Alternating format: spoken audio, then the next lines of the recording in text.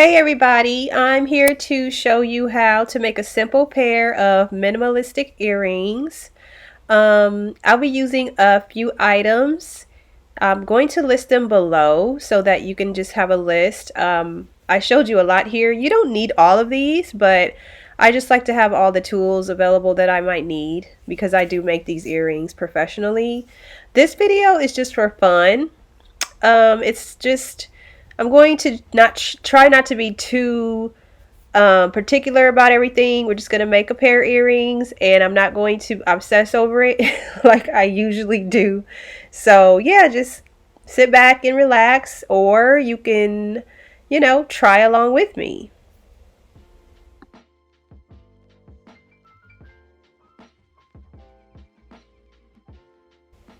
Okay, so what you'll want to do first of all is get your clay. I'm using Sculpey Primo, and you need to make sure that you condition your clay very well. So I actually condition it while it's in the package because it makes it a little bit easier to get it warmed up and make it soft. So yeah, I roll it around while it's in the package and I hit it with the little acrylic roller until it's nice and soft. And then when I take it out of the package, I roll it a little bit more and then I run it through the pasta machine on the thickest setting. But just make sure that you flatten it before you put it in your pasta machine because you don't want to, mess the rollers up in your pasta machine.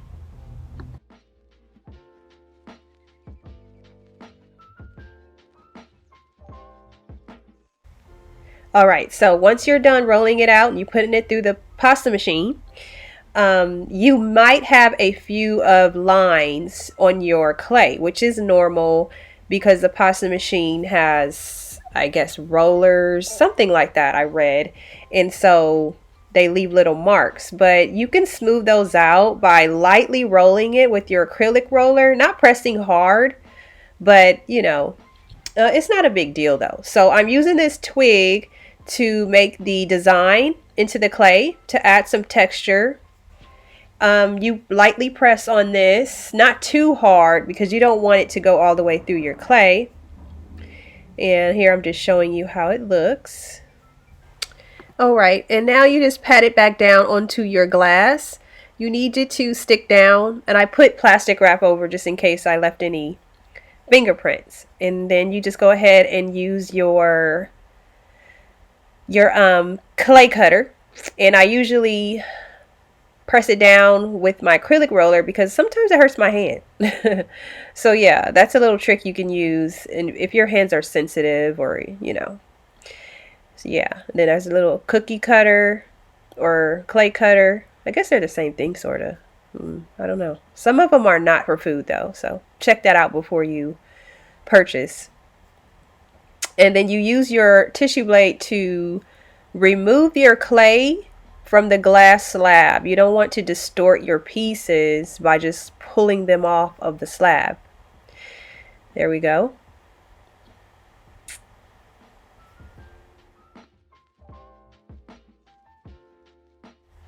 All right, yeah, just clean up your little space there, and here are my pieces.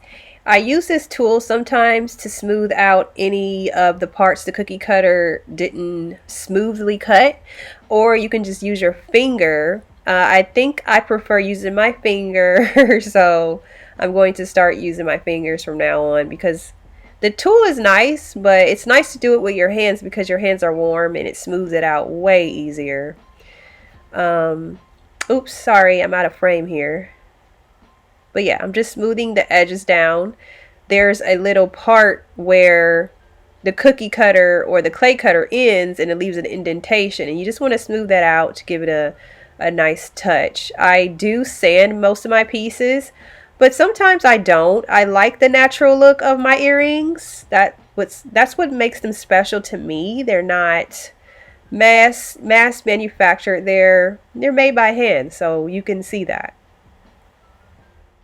Okay, once I'm done or I'm satisfied, I line them up because I'm weird.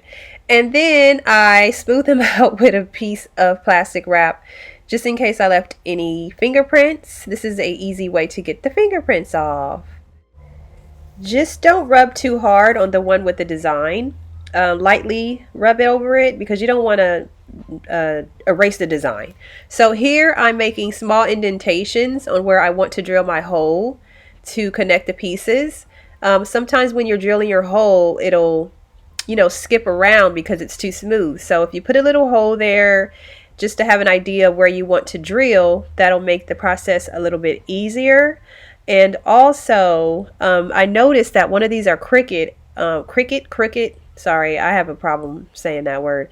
And I didn't start over. So this is just to show you that you don't have to be perfect all the time, okay? You can make mistakes. Everything doesn't have to be perfect. There we go.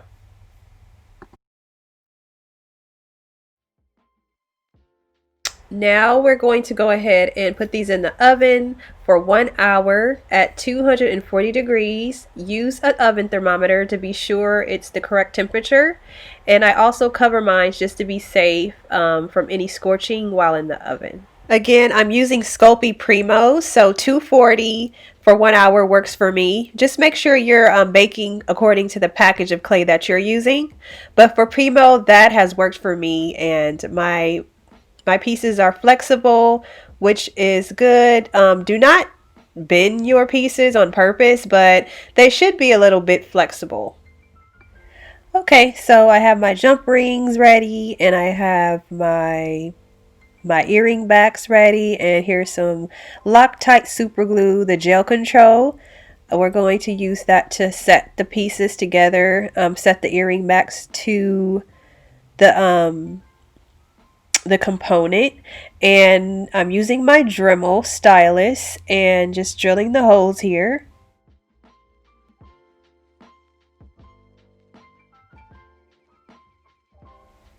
Okay, now we're just gonna go ahead and smear a little bit of glue on the back of these. You can see I already started a little bit because I put a little bit too much at first. So yeah, there we go. Just place them on the back carefully.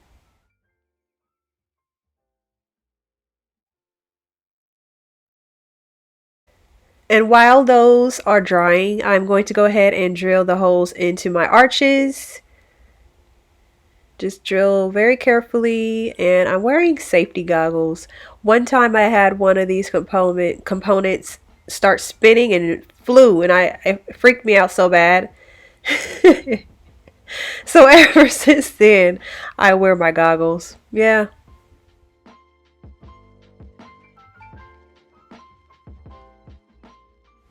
Okay, now we're going to go ahead and get our UV resin and pour a little bit on each component on the back. Just a little drop of UV resin on each component. Okay, after we're done doing that, we're going to go ahead and grab a little toothpick and we're going to spread these out. After the glue sets, this is when you pour the UV resin over it, and then you spread out the UV resin just to the edge of the back. I read something about UV resin being self-leveling, so it shouldn't go over the sides.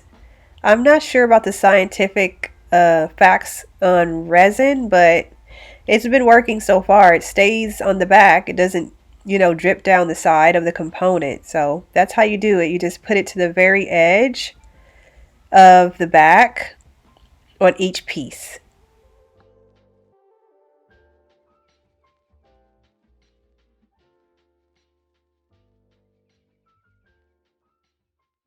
Okay, there we go. And here's an up close view. You see how it's not dripping down the sides? Well, you kind of can see that.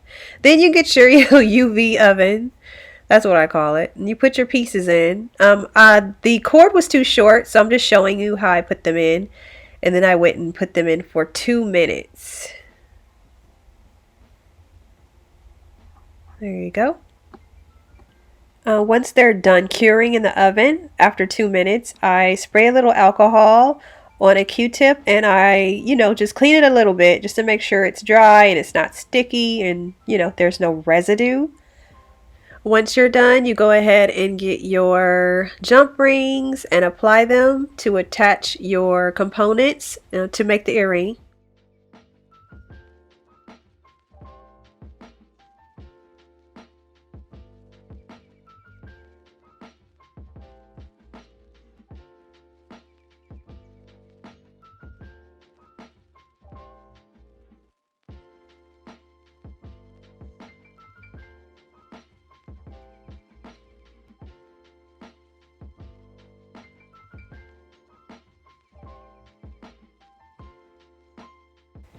And so there you have it. You have two beautiful new pairs of earrings.